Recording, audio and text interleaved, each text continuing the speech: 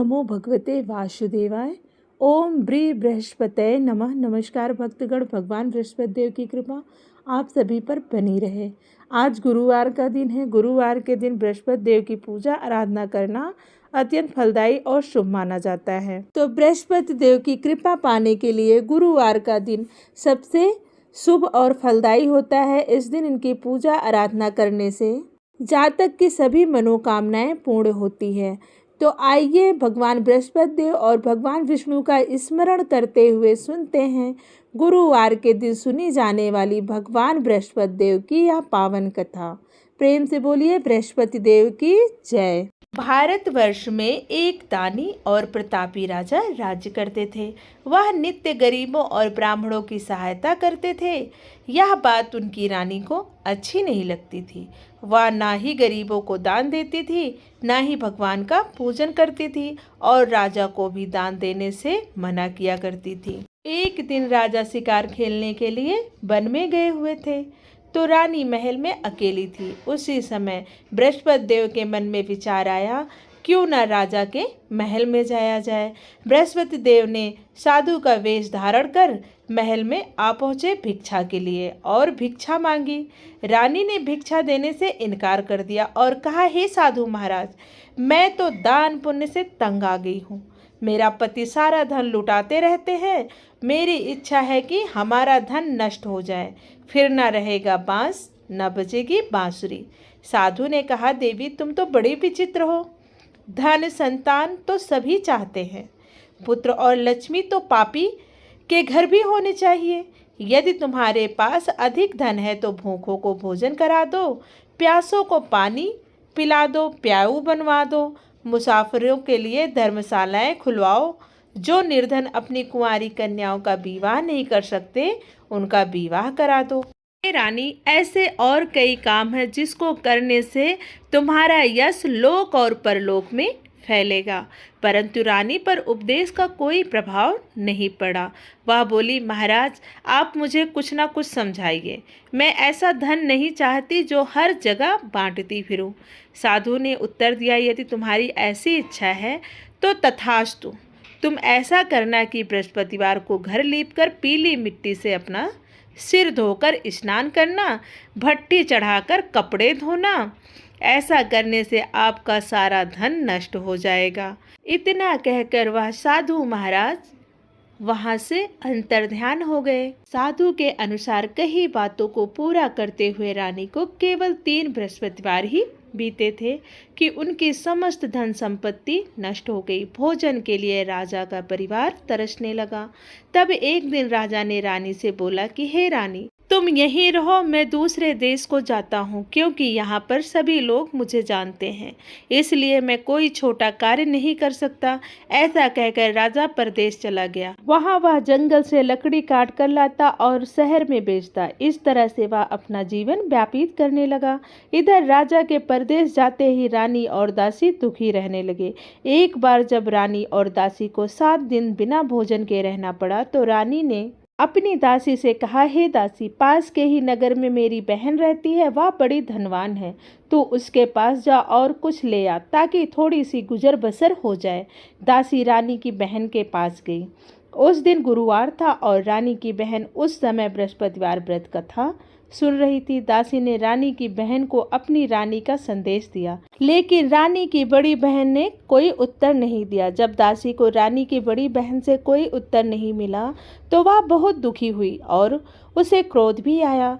दासी ने वापस आकर रानी को सारी बात बता दी। सुनकर रानी ने अपने भाग्य को कोसा। उधर रानी की बहन ने सोचा कि मेरी बहन की दासी आई थी, परंतु मैं उससे कुछ बोल नहीं सकी, वह बहुत दुखी हुई होगी। कथा सुनकर और पूजन समाप्त करने के बाद वह अपनी बहन के घर आई और कहने लगी, बहन, मैं बृहस्पतिवार का व्रत कर रही थी, तुम्हारी दासी मेरे घर आई थी, परंतु जब तक कथा होती है तब तक ना तो उठते हैं और ना ही बोलते हैं, इसलिए मैं नहीं बोली। कहो दासी क्यों आई थी? रानी बोली, बहन तुमसे क्या छिपाऊं, हमारे घर में खाने तक को अनाज नहीं था। ऐसा कहते कहते रानी की आंखें भर आई। उसने दासी समेत पिछले 7 दिनों से भूखे रहने तक की बात अपनी बहन को विस्तार पूर्वक सुनाया। रानी की बहन बोली, देखो बहन, भगवान बृहस्पति देव सबकी मनोकामना को पूरी करते हैं। देखो शायद तुम्हारे घर में अनाज रखा हो।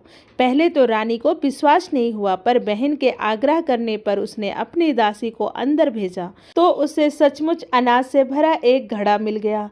यह देखकर दासी को बड़ी हैरानी हुई। दासी रानी से कहने लगी, हे रानी, जब हमको भोजन नहीं मिलता तो हम भी तो व्रत ही करते हैं, इसलिए क्यों ना इनसे व्रत की कथा और विधि पूछ ली जाए ताकि हम भी व्रत कर सकें। तब रानी ने अपनी बहन से विस्तार पूर्वक व्रत के बारे में पूछा। तब रानी की बहन ने बताया, बृहस्पतिवार के व्रत में चने की दाल और मुनक्का से भगवान विष्णु का केले की जड़ में पूजन करें तथा दीपक जलाएं, व्रत कथा सुने और पीला भोजन ही करें।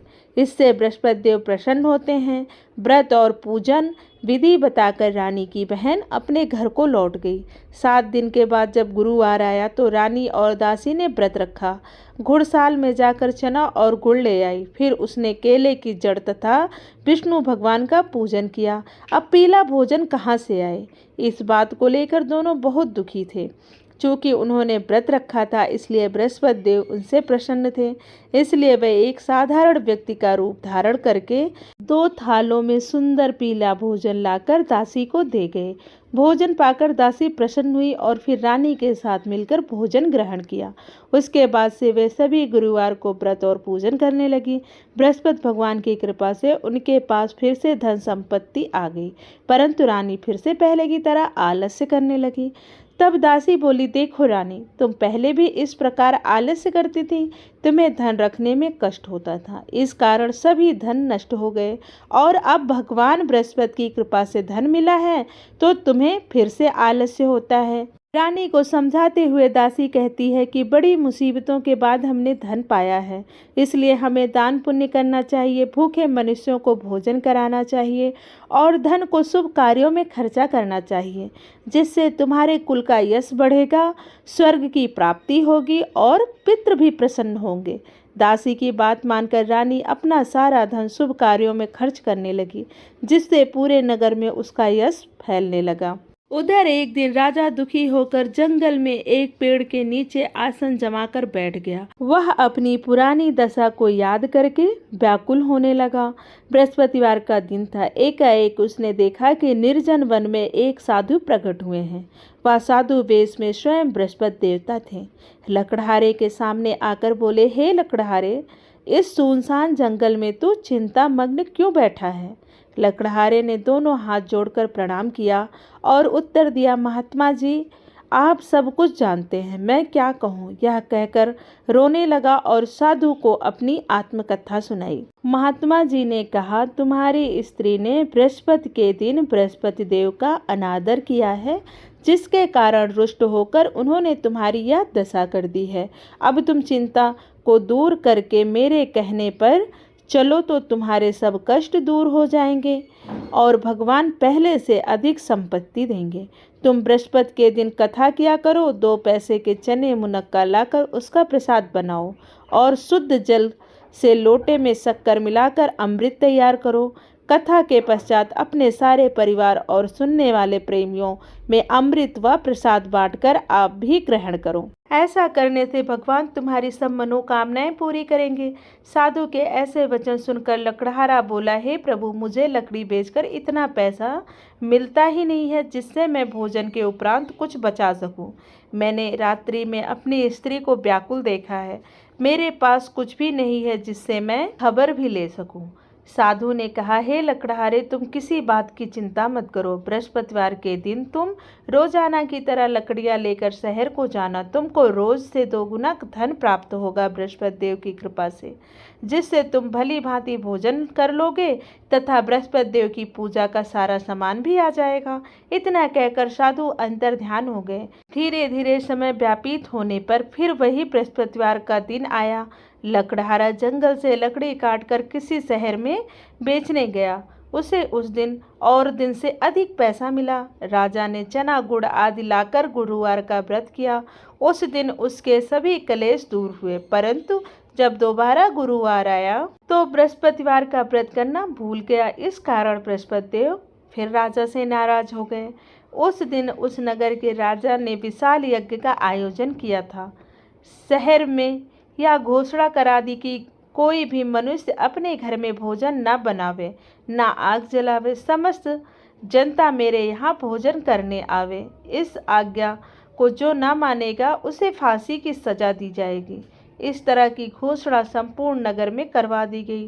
राजा की आज्ञा अनुसार शहर के सभी लोग भोजन करने गए, लेकिन लकड़हारा कुछ देर से पहुंचा, इसलिए राजा उसको अपने साथ घर लिवा ले गए और ले जाकर भोजन करा ही रहे थे तो रानी की दृष्टि उस खूंटी पर पड़ी जिस पर उनका हार लटका हुआ था। वह वहां दिखाई नहीं दिया। रानी ने निश्चय किया कि मेरा हार इस मनुष्य ने चुरा लिया है। उसी समय सिपाहियों को बुलाकर उसको कारागार में डलवा दिया। जब लकड़हारा कारागार में पड़ गया और बहुत दुखी होकर विचार करने लगा कि न जाने कौन से पूर्व जन्म के कर्म से मुझे यह दुख प्राप्त हुआ है, और उसी साधु को याद करने लगा जो कि जंगल में मिला था। उसी समय तत्काल बृहस्पति देव साधु रूप में प्रकट हुए और उसकी दशा को देखकर कहने लगे, अरे मूर्ख, तूने बृहस्पति देव की कथा नहीं करी, इसी कारण तुझे यह दुख प्राप्त हुआ है। अब चिंता मत कर, बृहस्पतिवार के दिन कारागार के दरवाजे पर 4 पैसे पड़े मिलेंगे, उनसे तो बृहस्पति देव की पूजा करना, तेरे सभी कष्ट दूर हो जाएंगे। बृहस्पति के दिन उसे 4 पैसे मिले। लकड़हारे ने कथा कही। उसी रात्रि को बृहस्पति देव ने उस नगर के राजा को स्वप्न में कहा, हे राजा, तुमने जिस आदमी को कारागार में बंद कर दिया है वह निर्दोष है, वह राजा है, उसे छोड़ देना। रानी का हार उसी खूंटी पर लटका है। अगर तू ऐसा नहीं करेगा तो मैं तेरे राज्य को नष्ट कर दूंगा।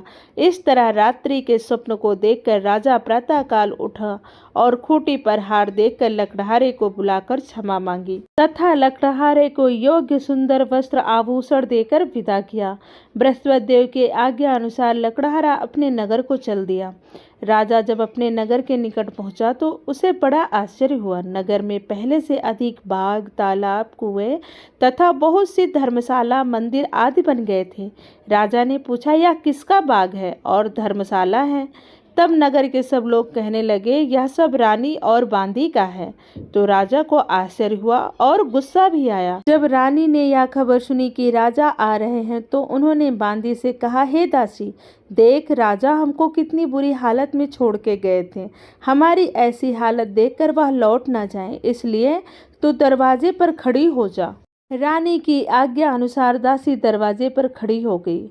राजा आए तो उन्हें अपने साथ लिवा लाई। तब राजा ने क्रोध करके अपनी रानी से पूछा कि यह धन तुम्हें कैसे प्राप्त हुआ है? तब उन्होंने कहा, हमें यह सब धन बृहस्पति देव के इस व्रत के प्रभाव से प्राप्त हुआ है। राजा ने निश्चय किया कि 7 रोज बाद तो सभी बृहस्पति देव का पूजन करते हैं, परंतु मैं प्रतिदिन दिन में 3 बार कहानी तथा रोज ही व्रत किया करूँगा। अब हर समय राजा के दुपट्टे में चने की दाल बंधी रहती थी तथा दिन में 3 बार कहानी कहते थे। एक रोज राजा ने विचार किया, चलो अपनी बहन के यहाँ हो आते हैं। इस तरह निश्चय कर राजा घोड़े पर सवार हो अपनी बहन के घर को चल दिए। मार्ग में उसने देखा कि कुछ आदमी एक मुर्दे को लिए जा रहे हैं। उन्हें रोककर राजा कहने लगा, अरे भाइयों, मेरी बृहस्पति देव की कथा सुन लो। वे बोले, लो, हमारा तो आदमी मर गया है, इनको अपनी कथा की पड़ी है। परंतु कुछ आदमी बोले, अच्छा कहो, हम तुम्हारी कथा भी सुनेंगे। राजा ने दाल निकाली और जब कथा आधी हुई तो मुर्दा हिलने लगा, और जब कथा समाप्त हुई तो राम राम करके मुर्दा उठकर खड़ा हो गया। आगे मार्ग में एक किसान खेत में हल चलाता मिला। राजा ने उसे देखा और उनसे बोले, अरे भाई, तुम मेरी बृहस्पतिवार की कथा सुन लो। किसान बोला, जब तक मैं तेरी कथा सुनूंगा तब तक 4 हरैया जोत लूंगा। जा अपनी कथा किसी और को सुनाना। इस तरह राजा आगे चलने लगा। राजा के हटते ही बैल पछाड़ खाकर गिर गए और किसान के पेट में जोर का दर्द होने लगा। उस समय उसकी माँ रोटी लेकर आई। उसने जब यह देखा तो अपने पुत्र से सब हाल पूछा और बेटे ने सभी हाल कह दिया। तो बुढ़िया दौड़ी दौड़ी उस घुड़सवार के पास गई और उनसे बोली कि मैं तेरी कथा सुनूंगी, तू अपनी कथा मेरे खेत में चलकर ही कहना। राजा ने बुढ़िया के खेत में जाकर कथा कही, जिससे सुनते ही वह बैल उठ खड़ा हुआ तथा किसान के पेट का दर्द भी बंद हो गया। राजा अपनी बहन के घर पहुंचा। बहन ने भाई की खूब मेहमानी की। दूसरे रोज प्रातःकाल राजा जब उठा तो वह देखता है कि सब लोग भोजन कर रहे हैं। राजा ने अपनी बहन से कहा, ऐसा कोई मनुष्य जिसने भोजन नहीं किया है, जो मेरी बृहस्पतिवार की कथा सुन ले। बहन बोली, हे भैया, यह देश ऐसा ही है। पहले यहाँ लोग भोजन करते हैं, बाद में अन्य काम करते हैं। अगर कोई पड़ोस में हो तो देख आऊं। ऐसा कहकर वह देखने को चली गई, परंतु उसे कोई ऐसा व्यक्ति नहीं मिला जिसने भोजन ना किया हो। अंततः वह एक कुम्हार के घर गई जिसका लड़का बीमार था। उसे मालूम हुआ कि उसके यहाँ 3 रोज से किसी ने भोजन नहीं किया है। रानी ने अपने भाई की कथा सुनने के लिए कुम्हार से कहा। वह तैयार हो गया। राजा ने जाकर बृहस्पतिवार की कथा कही, जिसको सुनकर उसका लड़का ठीक हो गया। अब तो राजा की प्रशंसा होने लगी। एक रोज राजा ने अपनी बहन से कहा, हे बहन, अब अपने घर को जाएंगे, तुम भी तैयार हो जाओ। राजा की बहन ने अपने सास से कहा। सास ने कहा, हाँ चली जा, परंतु अपने लड़कों को मत ले जाना, क्योंकि तेरे भाई के कोई औलाद नहीं है। बहन ने भैया से कहा, हे भैया, मैं तो चलूंगी, पर कोई बालक नहीं जाएगा। राजा बोला, जब कोई बालक नहीं चलेगा तब तुम ही क्या करोगी चलकर। बड़े दुखी मन से राजा अपने नगर की ओर लौट आया। राजा ने अपनी रानी से कहा, हम निर्वंशी हैं, हमारा मुंह देखने का धर्म नहीं है और कुछ भोजन आदि नहीं किया। रानी बोली, हे प्रभु, बृहस्पति देव ने हमें सब कुछ दिया है, वह हमें औलाद अवश्य देंगे। उसी रात को बृहस्पति देव ने राजा के स्वप्न में कहा, हे राजा, उठ, सभी सोच त्याग दे, तेरी रानी गर्भ से है। राजा सुबह उठा तो वह रानी से सारी बातें बताई। राजा की बात सुनकर बड़ी खुशी हुई। 9वें महीने में उसके गर्भ से एक सुंदर पुत्र पैदा हुआ। तब राजा बोला, हे रानी, स्त्री बिना भोजन के रह सकती है, पर बिना कहे नहीं रह सकती। जब मेरी बहन आवे तुम उससे कुछ मत कहना। रानी ने सुनकर हाँ कर दिया। जब राजा की बहन ने यह शुभ समाचार सुना तो वह बहुत खुश हुई तथा बधाई लेकर अपने भाई के यहाँ आई। तब रानी ने कहा, घोड़ा चढ़कर तो आई नहीं, गधा चढ़ी आई। तब बहन बोली, हे भाभी, अगर मैं ऐसा नहीं कहती तो तुम्हारे औलाद कैसे होती। आइए अब सुनते हैं गुरुवार के दिन सुनी जाने वाली बृहस्पति देव की कथा। प्राचीन काल में एक ब्राह्मण रहता था। वह बहुत निर्धन था, उसके कोई संतान नहीं थी। उसकी स्त्री बहुत मालिनता के साथ रहती थी। वह स्नान न करती, किसी देवता का पूजन न करती। इससे ब्राह्मण देवता बड़े दुखी थे। बेचारे बहुत कुछ कहते थे, किंतु उनका कुछ परिणाम ना निकलता। भगवान की कृपा से ब्राह्मण की स्त्री के कन्या रूपी रत्न पैदा हुआ। कन्या बड़ी होने पर प्रातः स्नान करके विष्णु भगवान का जाप व बृहस्पतिवार का व्रत करने लगी। अपने पूजन पाठ को समाप्त करके विद्यालय को जाती तो अपनी मुट्ठी में जौ भर के ले जाती और पाठशाला के मार्ग में डालती जाती। तब ये जौ स्वर्ण के हो जाते। लौटते समय उनको बिनकर घर ले आती थी। एक दिन वह बालिका सूप में उस सोने के जौ को फटकार कर साफ कर रही थी कि उसके पिता ने देख लिया और कहा, हे बेटी, सोने के जौ को साफ करने के लिए सोने का सूप भी होना चाहिए। दूसरे दिन बृहस्पतिवार था। इस कन्या ने व्रत रखा और बृहस्पति देव से प्रार्थना करके कहा, मैंने आपकी पूजा सच्चे मन से की हो तो मेरे लिए सोने का सूप दे दो। बृहस्पति देव ने उसकी प्रार्थना स्वीकार कर ली। रोजाना की तरह वह कन्या जौ फैलाती हुई जाने लगी। जब लौटकर जौ बिन रही थी तो बृहस्पति देव की कृपा से सोने का सूप मिला। उसे वह घर ले आई और उसमें जौ साफ करने लगी, परंतु उसकी माँ का वही ढंग रहा। एक दिन की बात है कि वह कन्या सोने के सूप में जौ साफ कर रही थी। उस शहर का राजपुत्र वहां से होकर निकला। इस कन्या के रूप और कार्य को देखकर मोहित हो गया तथा अपने घर जाकर भोजन तथा जल त्याग कर उदास होकर लेट गया।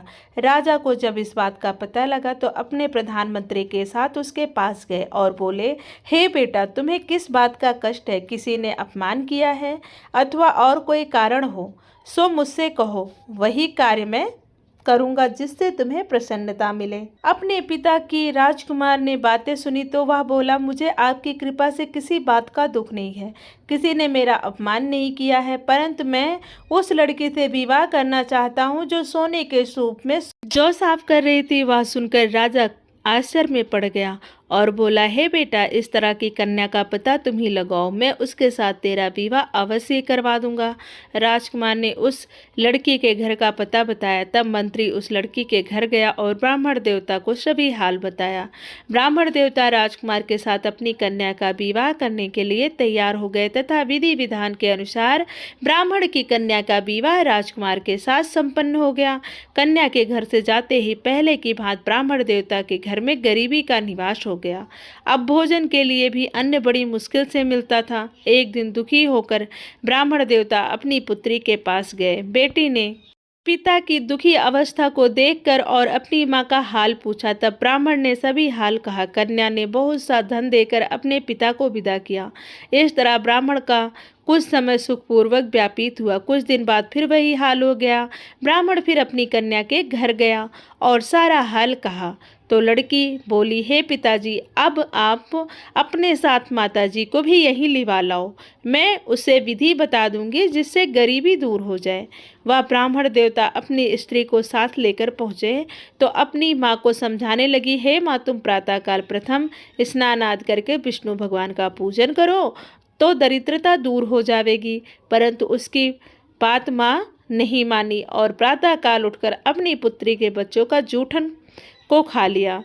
इससे उसकी पुत्री को बहुत गुस्सा आया और एक रात को कोठरी के सभी सामान निकाल दिए और अपनी माँ को उसमें बंद कर दिया। प्रातःकाल उसे निकाला, तब स्नान आदि करा के पाठ कराया तो उसकी माँ की बुद्धि ठीक हो गई और फिर प्रत्येक बृहस्पतिवार को व्रत रखने लगी। इस व्रत के प्रभाव से उसके माँ के और बाप के सभी दुख दूर हो गए और पुत्रवान भी हो गए और बृहस्पति देव के प्रभाव से इस लोक में नाना प्रकार के सुख भोग कर अंत में स्वर्गलोक को प्राप्त हो गए। प्रेम से बोलिए बृहस्पति देव की जय, भगवान विष्णु की जय।